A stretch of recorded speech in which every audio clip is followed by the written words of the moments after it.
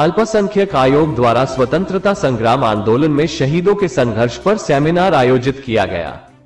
दिल्ली के ऐन-ए-गालिब सभागार में दिल्ली अल्पसंख्यक आयोग की जानिब से जश्न-ए-आजादी के मौके पर 1857 से लेकर 1947 तक देश के लिए कुर्बानी देने वाले शहीदों की याद में एक सेमिनार आयोजित किया गया। आज हुए सेमिनार में मुख्य अतिथि पूर्व कैबिनेट मंत्री राजेंद्र पाल गौतम दिल्ली सरकार रहे। इसके अलावा अब्दुल रहमान विधायक सीलमपुर विधानसभा क्षेत्र दिल्ली भी कार्यक्रम में मौजूद रहे।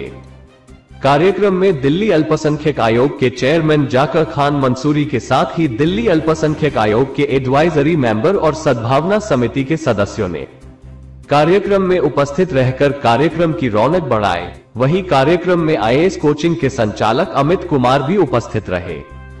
कार्यक्रम में उपस्थित जनसमूह को संबोधित करते हुए वक्ताओं ने कहा कि 1772 में शाह अब्दुल अजीज ने भी अंग्रेज हुकूमत के खिलाफ जिहाद का फतवा दिया था। ये दौर हमारे इतिहास 1857 की मंगल पांडे की क्रांति को आजादी की पहली क्रांति माना जाता है। शाह अब्दुल अजीज ने 85 साल पहले भारतवासियों के दिलों में आजादी की क्रांति की लौ जलाई थी। आज के वक्त में कुछ मुट्ठी भर लोगों ने ये भ्रम फैला रखा है कि मुसलमानों ने देश की आजादी के लिए कुछ नहीं किया।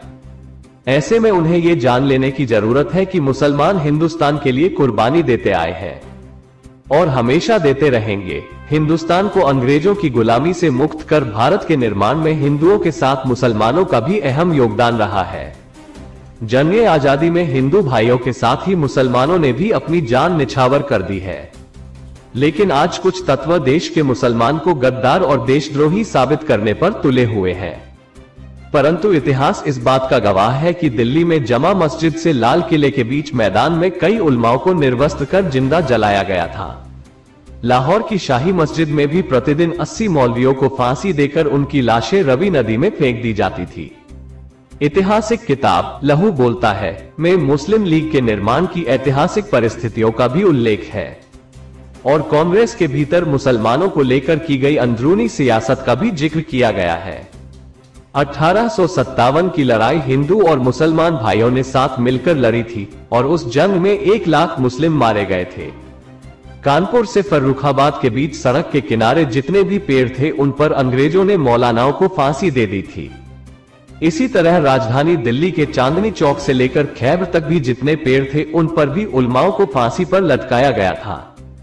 करीब 14,000 उलेमाओं को सजाए मौत दे दी गई थी।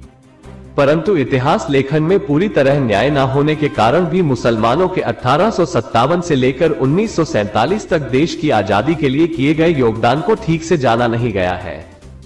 कार्यक्रम के अंत में सर्वधर्म सद्भाव एवं राष्ट्रहित के लिए किए गए आज के सेमिनार के आयोजक दिल्ली अल्पसंख्यक आयोग के अध्यक्ष जाकिर खान मंसूरी एवं दिल्ली अल्पसंख्यक आयोग के एडवाइजरी मेंबरों और सद्भावना समिति के सदस्यों को बधाई देते हुए भविष्य में इस तरह के कार्यक्रम आयोजित करने का आग्रह भी किया।